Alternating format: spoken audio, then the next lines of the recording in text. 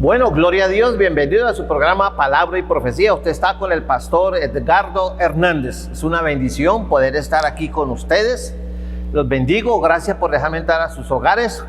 Que la gracia y la misericordia de Dios sea con cada uno de ustedes. Si está enfermo, en el nombre de Jesús, sea sano. Si está oprimido, sea liberado. Si está sin trabajo, la palabra dice, 6 días trabajarás y ganarás el pan con el sudor de tu frente. Así que en el nombre de Jesús hay trabajo para usted.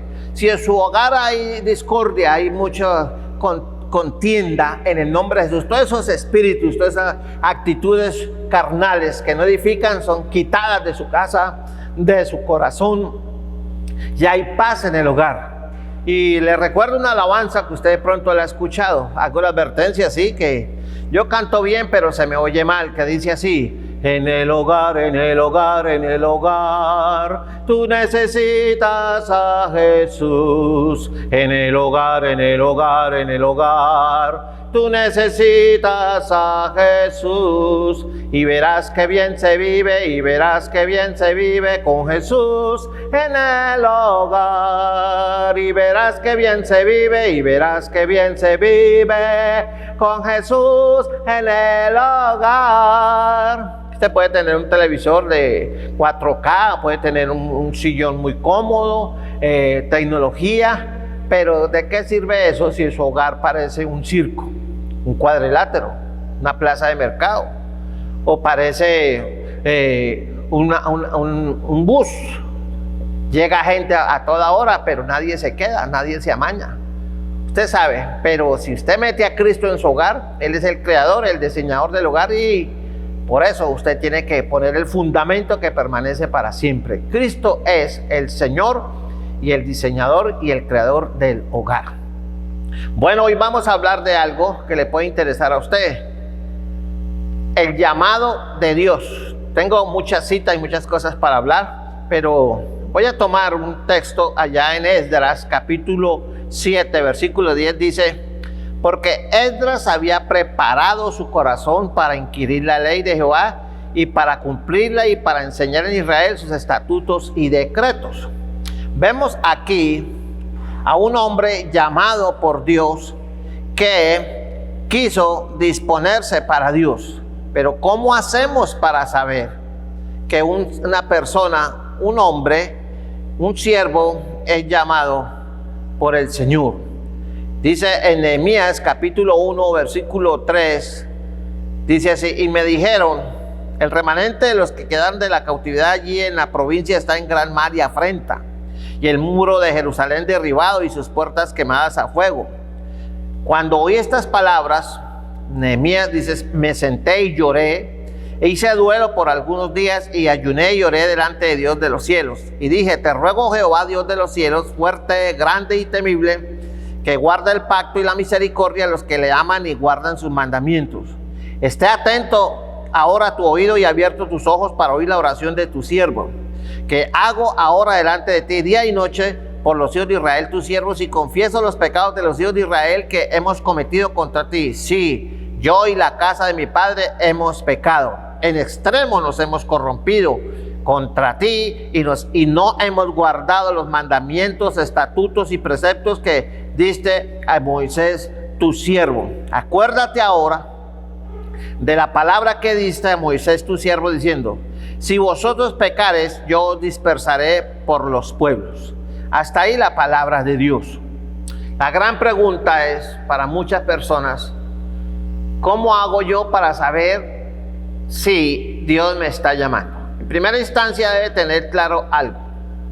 Uno, que si usted quiere servirle a Dios, lo puede hacer desde varias orillas. Pero bíblicamente hablando, usted puede decir que le sirve a Dios y que es llamado por Dios y pertenece a una religión y trabaja arduamente, pero eso no quiere decir que usted ha sido llamado por Dios para hacer esa obra. Y de la otra orilla es cuando usted tiene el testimonio del Espíritu Santo, luego de haberse convertido, arrepentido, de haber pasado un proceso de maduración, de aprendizaje de la palabra, aprender la sujeción en una iglesia con un siervo de Dios, y tiene el llamado de Dios y el Espíritu Santo, escúcheme bien, el Espíritu Santo es el que le va a dar testimonio de que usted ha sido llamado por Dios. Porque hoy en día se da este fenómeno. Mucha gente trabaja, dice, no, yo trabajo para el Señor, y pertenecen a cualquier organización. En mi criterio hay varios tipos de siervos de Dios. Los que se meten al ministerio para tener una profesión que puede ser hasta lucrativa, de acuerdo a la ambición y a la visión que ellos tengan. Por interés, ¿cuánto vales? Los que se meten los que los meten para sostener el negocio, para que produzcan réditos y den aportes económicos a las organizaciones a las cuales trabajan. Y el tercer tipo de siervo, aunque hay muchos más, pero no me puedo extender por cuestiones de tiempo, el hombre, la persona llamada por Dios. Entonces, primer requisito para una persona llamada por Dios, tiene que ser ¿qué? Pues primero tiene que haber nacido de nuevo. Allá en el Evangelio de San Juan, en el capítulo 3, en el versículo, vamos a leer desde el 14, vemos aquí que el Señor tiene un encuentro personal con un caballero llamado Nicodemo. Y ese señor Nicodemo era un religioso, un trabajador, maestro de la ley, y todo ayunaba, diezmaba, ofrendaba, guardaba las fiestas de Israel, todas las fiestas, pero no conocía a Cristo. Y tuvo un encuentro con él, se interesó en él y lo fue a buscar de noche. Y el Señor no le dijo, oh, Nicodemo, yo te reconozco, eres un gran maestro, eres un caballero, reconozco su influencia en el pueblo de Israel. Sí, oh, qué buen trabajo has hecho. No. Cuando Jesús lo vio, le dijo, de cierto, te digo que el que no naciere de nuevo no puede ver el reino de Dios. Se lo dijo a uno de los líderes, cabezas del pueblo de Israel en la parte religiosa. Y este hombre quedó sorprendido. Nadie le había hablado a él. Nadie le había hablado de esa manera. Nicodemo le dijo, ¿cómo puede un hombre nacer siendo viejo? ¿Puede acaso entrar por segunda vez en el vientre de su madre y nacer? Y Jesús vuelve y le dice, de cierto, te digo, Nicodemo, que el que no naciere de agua y del Espíritu no puede entrar en el reino de Dios. Y le dijo, lo que es nacido de la carne, carne es, y lo que es nacido del Espíritu, Espíritu es. Y no se sorprenda, no te maravilles de que te dijo, es necesario nacer de nuevo. Nicodemo, como cualquier ser humano, nació de un papá y de una mamá, pero necesitaba nacer espiritualmente, porque Dios es espíritu. Y si usted quiere servirle al Dios que es espíritu, que no pertenece a ninguna organización ni está en ningún templo, ninguna construcción, porque la tierra es estrado de sus pies, para que dé una idea de la grandeza de Dios. Entonces usted tiene que adorar a Dios en espíritu y en verdad. Y eso se da cuando usted tiene un encuentro personal con Cristo y entiende que para servirle a Dios tiene que haber nacido de nuevo, tiene que haberse arrepentido. Como dice aquí en el libro de Hechos, en el capítulo 17, en el versículo 30, que dice, pero Dios, habiendo pasado por alto los tiempos de esta ignorancia, ahora manda a todos los hombres en todo lugar que se arrepientan. ¿Por qué hay que arrepentirse? Dice, por cuanto ha establecido un día en el cual juzgará al mundo con justicia por aquel varón a quien designó, dando por fe a todos con haberle levantado a los muertos. Usted se está muriendo. Yo vuelvo y le digo, mientras yo le predico aquí, me estoy muriendo. Cada día estoy más cerca de la muerte. Usted también. El que está naciendo ahorita mismo también empezó a morir. Y el problema no es que no hemos venido al mundo a nacer, crecer, reproducir y morirse. Hemos venido para cumplir el propósito de Dios, porque usted fue hecho para la gloria de Dios. Y la diferencia entre usted y los animales es que usted tiene el rush de Dios, el soplo de Dios, el Espíritu de Dios. Usted tiene conciencia, es capaz de amar, de odiar, distinguir entre el bien y el mal, tomar decisiones, tiene sentido de justicia, sabe que la injusticia, tiene el asunto de la moral, porque usted fue hecho para la gloria de Dios. En cambio, el perro, el gato de su casa, el canario, ellos no tienen eso, ellos se mueven por instintos, pero usted sí sabe que hay un Dios. Por eso el caníbal más terrible que existe en la más profunda de las selvas sabe que hay un Dios, porque los cielos y la tierra cuentan la gloria de Dios, porque el ser humano tiene adentro esa parte divina que es la que le da testimonio de que hay un ser superior. Y usted tiene que, si quiere servirle a Dios, haberse arrepentido, haber nacido de nuevo y luego esperar que Dios en su misericordia lo llame a servirle a Él. Este programa está dirigido especialmente para la gente que quiere servirle a Él, ya sea de pastor o de predicador o como usted quiera, evangelista. Y yo le aconsejaría a la mayoría de los predicadores, incluso a muchos pastores, que no deberían ser pastores ni deberían ser predicadores. ¿Por qué? Porque lo más seguro es que no tengan el llamado de Dios. Cuando no se tiene el llamado de Dios, entonces no se tienen los ingredientes que debe tener un siervo de Dios. Primero, haber nacido de nuevo, haberse convertido, nacido de nuevo, ser bautizado en el Espíritu Santo, tener un conocimiento fuerte de la palabra de Dios. Por eso Pablo le dijo a Timoteo, traza bien la palabra de verdad. Y Jesús dijo, escudriñad las escrituras porque a vosotros parece que no tenéis la vida eterna y ellas son las que dan testimonio de mí. Hay que estudiar la palabra, meditar en ella de día y de noche. Y como desde el Antiguo Testamento el Señor enseñó a través de sus siervos, vamos a ir al Antiguo Testamento, allá al libro de Deuteronomio capítulo 6, la famosa Shema.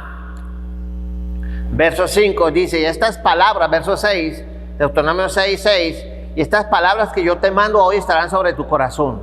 ¿Dónde tiene que tener el siervo de Dios llamado por Dios a servir en su obra como predicador, como pastor, como evangelista, etcétera, etcétera? Debe tener la palabra en su corazón.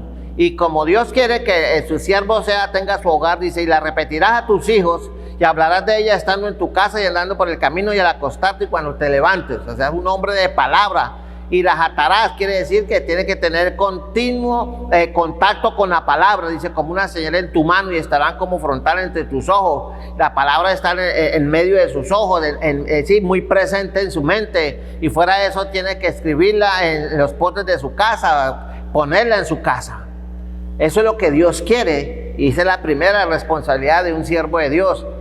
Pero si hay líderes que no leen la escritura, no han leído jamás toda la Biblia, ¿cómo pretenden ser siervos de Dios y decirle que lo aman si no leen la carta de Él, que es la palabra de Dios? Por eso, mucha gente que hoy está de pastor, no deberían ser pastores, no deberían ser líderes. ¿Por qué? Porque no cumplen el requisito fundamental de Dios. Unos no han nacido de nuevo. Por eso se ven los escándalos que hay en la moral de muchos liderazgos que caen en adulterio, consumen droga, pornografía, alcoholismo. Pero sí es el pastor, pero sí, es un pastor, eso es un profesional religioso, pero no es un siervo de Dios, porque Jesús dijo, por su fruto los conoceréis, y no todo el que me dice Señor, Señor, entrará en el reino de los cielos, sino los que hacen la voluntad de mi Padre. Y la voluntad de Dios Padre, la voluntad del Espíritu Santo, la voluntad de Cristo y la voluntad y los mandatos de la palabra es que sin santidad nadie verá al Señor. Y la palabra santidad no hace referencia a vestidos y a estereotipos externos de la indumentaria del cristiano o del siervo de Dios, que si se viste de tal manera es santo. No, la santidad es el estado natural del cristiano, producto de una relación y una comunión permanente y de estar guardándose, como decía la abuela, juntos pero no revueltos. No os unáis en yugo desigual. En eso se conocen los siervos de Dios. Entonces hoy en día muchos púlpitos deberían estar desocupados porque tienen profesionales, pero no tienen siervos de Dios. Y ahora el ministerio de pastor es el único ministerio doble, pastor y maestro. ¿Y qué era Jesús? Pastor y maestro. Y era más maestro que pastor. Y Jesús era pastor y maestro, maestro y pastor. Y hoy necesitamos pastores que sean maestros, que tengan la unción para con el poder de la enseñanza transformar vidas. Y hoy no se está viendo eso en muchas iglesias. Mucha entretención, sermones muy bonitos, motivacionales, muy psicodélicos, mucha nueva era, confesión positiva, yo declaro, yo visualizo. Ese evangelio es del diablo y del recuerdo. Todo pastor que predica ese evangelio a Dios no le agrada, porque en Gálatas capítulo 1 lo dice muy claro. Dice así en Gálatas capítulo 1. Dice, mas si aún un ángel o nosotros os anunciar un evangelio diferente al que hemos anunciado, sea que anatema. La palabra anatema quiere decir maldito por Dios.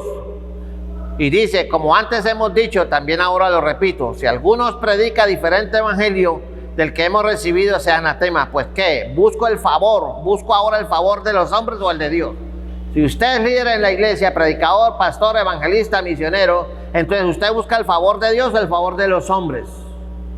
O trato de agradar a los hombres. Dice, pues si todavía agradara a los hombres, no sería siervo de Cristo. Entonces los siervos de Cristo viven y pueden decir, como decía el mismo Cristo de la gloria, mi comida es hacer la voluntad de mi Padre. Ahí se conocen los hombres llamados por Dios. Ahora, mucha gente tiene llamado de Dios y se resiste al llamado de Dios. Dice la escritura allá en el libro de Romanos, en el capítulo 10, verso 15, dice, ¿cómo predicarán si no fueren enviados?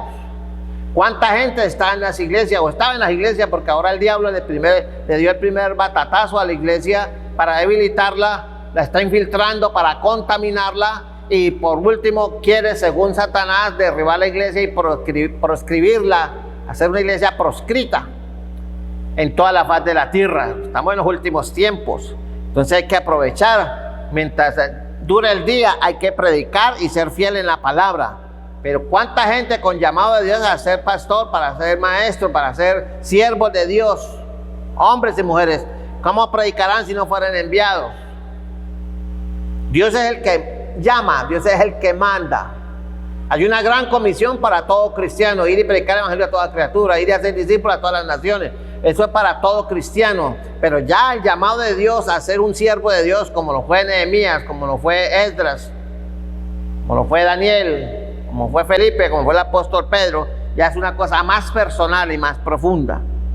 Ahora, cuando Dios llama a una persona, Él le da fuerza para enfrentar todos los problemas y desafíos, porque con ese evangelio light que se predica ahora, que todo es bendición, diciéndole mentiras a la gente, los mejores tiempos están por venir, los mejores tiempos. Estamos a puertas de que aparezca el anticristo. Estamos a puertas de que las iglesias no puedan volver a reunirse si no tienen la cosita esa que ponen en el brazo.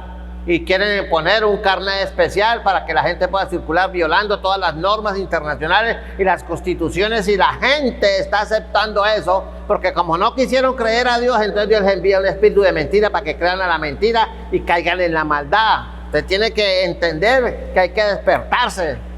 Que el Señor abre los ojos míos de mi alma, de mi espíritu, ábreme los oídos espirituales, abre mi mente, Señor, despiértame, avívame, despiértate tú que duermes y te alumbrará la luz de Cristo. Por eso, mi amigo, si usted quiere ser predicador del evangelio, tiene que entender que cuando Dios lo llama a predicar, la mayoría de su audiencia va a ser oídos sordos a su llamado. Jesús mismo lo dijo, muchos son los llamados, pocos los escogidos. Señor movía multitudes, pero ¿cuántos lo siguieron hasta la cruz? ¿Cuántos fueron fieles a Él? Muy poquitos. Por eso, mi amigo, si usted no está dispuesto a entender que Dios no lo llamó a ser un predicador de éxito, sino la mayoría del mensaje va a caer en terrenos áridos. Ahí está la parábola del sembrador. Piedras, espinos, cardos y buena tierra. O sea, las 3/4 partes de todo lo que usted predique se va a perder y muy pocos van a recibir. Eso, muchos son los llamados.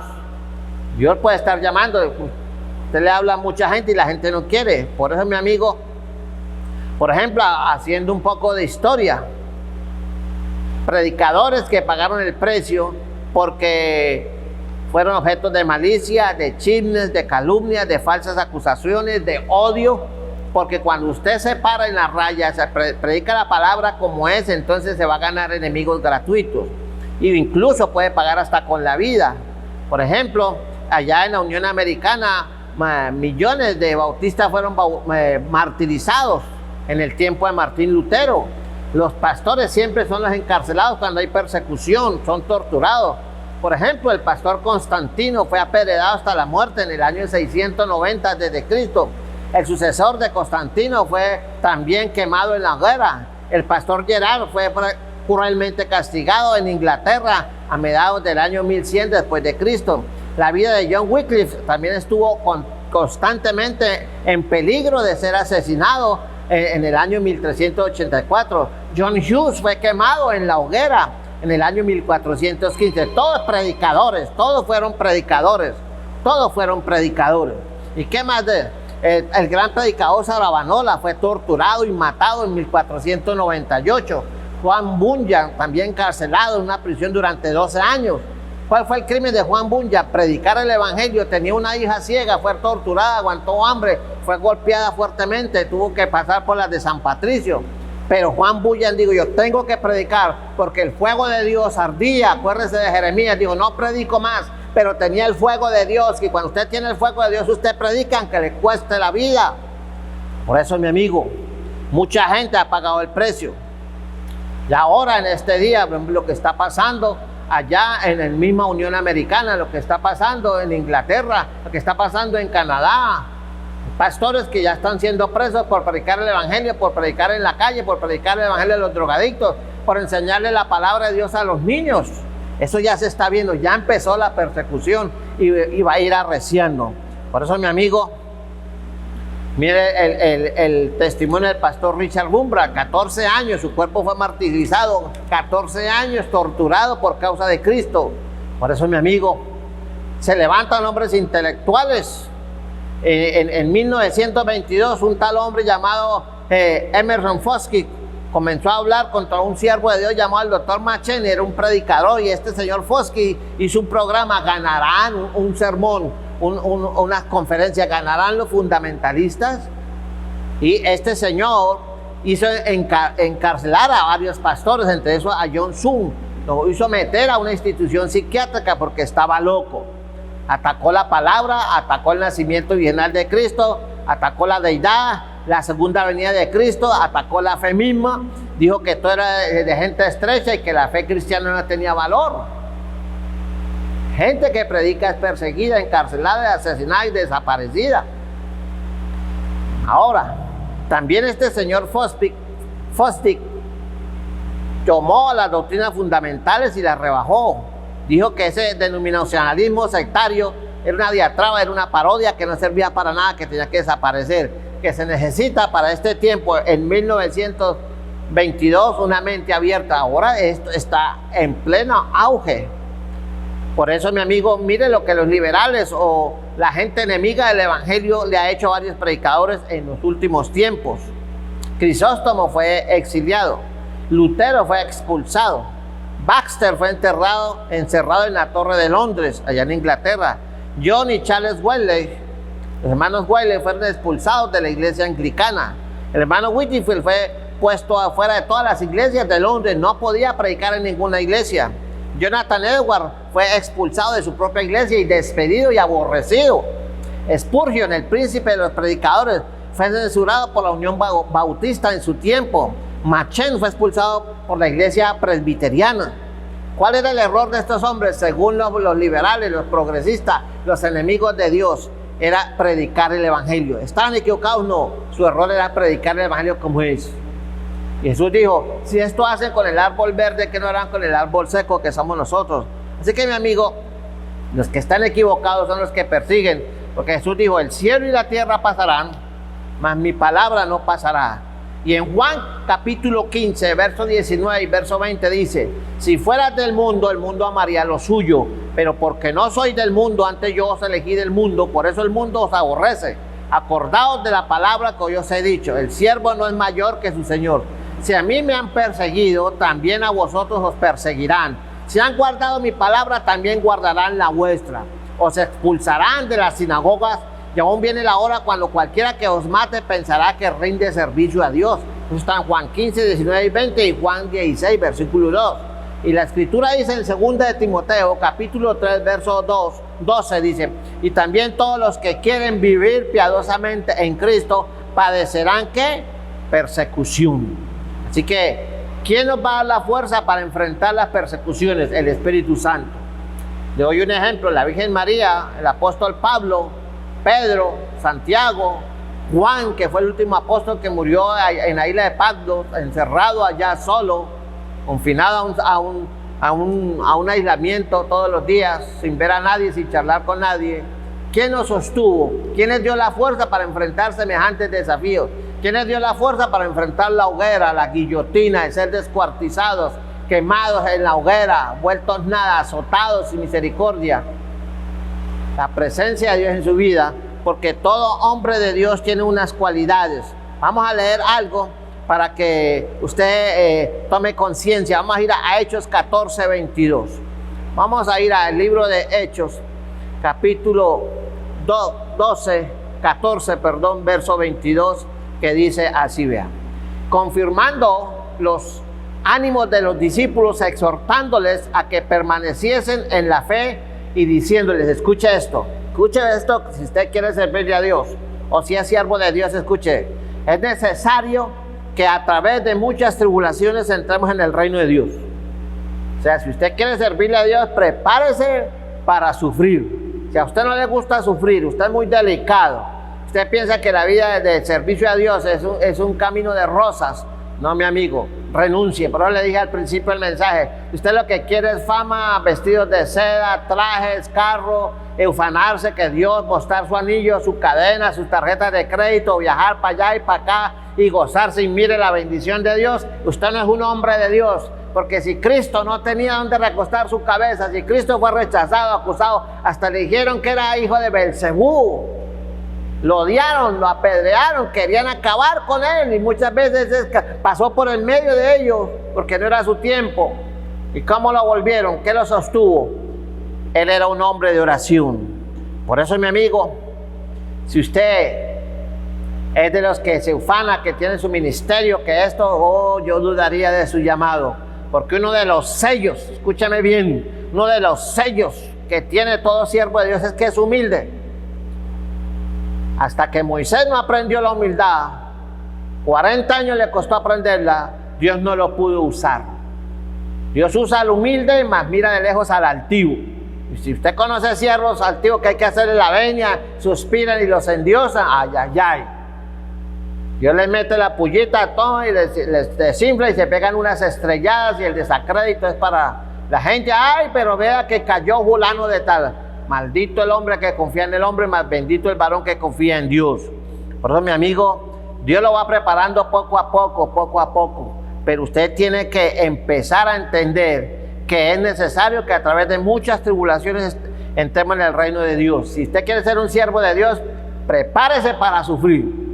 Si no le gusta, entonces siga en su banca, siga fiel a Dios, pero no se meta al ministerio porque no va a aguantar. Si usted es de los que se meten por conseguir plática, comodidad, fama, poder, reconocimiento, usted no es un hombre de Dios, usted es un vividor. No se enoje conmigo. Y si usted predica y la gente rechaza, dice, no deis lo santo a los perros, ni echéis vuestras perlas delante de los cerdos, no sea que las pisoteen y se vuelvan y os despedacen. Por eso usted tiene que estar dispuesto a que la gente lo rechace, no quieren oír su palabra. Pero si usted es de los que llama a ofrecerse, vea, le ofrezco esta campaña, le ofrezco milagro, le ofrezco noches de fuego, le ofrezco escarcha, le ofrezco no sé qué, lluvia de oro. Usted no es un siervo de Dios, usted es un vividor, es un hijo del diablo que vive robando la palabra de Dios, y dará cuenta a Dios. Por eso, mi amigo, 3 cualidades, y con esto termino, fuera de las que hablé, que debe tener un líder, un siervo llamado por Dios. 1, debe tener una fe fuerte, producto de una real conversión y de que tiene un conocimiento sólido de la palabra. 2, debe tener un buen testimonio. Si usted es un líder de Dios, llamado por Dios, su testimonio debe ser impecable. Nadie tiene que decir que prestó y no pagó, que robó, que se le insinuó a una hermana o un hermano. No, mi amigo, sé fiel, transparente. La tercera cualidad, tiene una palabra, un mensaje que entregar, y ese mensaje toca, redarguye, reprende, exhorta con toda paciencia y doctrina. Es una palabra que impacta, una palabra que sacude. ¿Por qué? Porque va con la unción y la autoridad de la palabra de Dios. Si usted no tiene eso, renuncia al ministerio, siga en la banca. Espero que este mensaje haya sido de bendición para usted. Le habló el pastor Edgardo Hernández. Nos vemos en una próxima ocasión. Bendiciones para todos.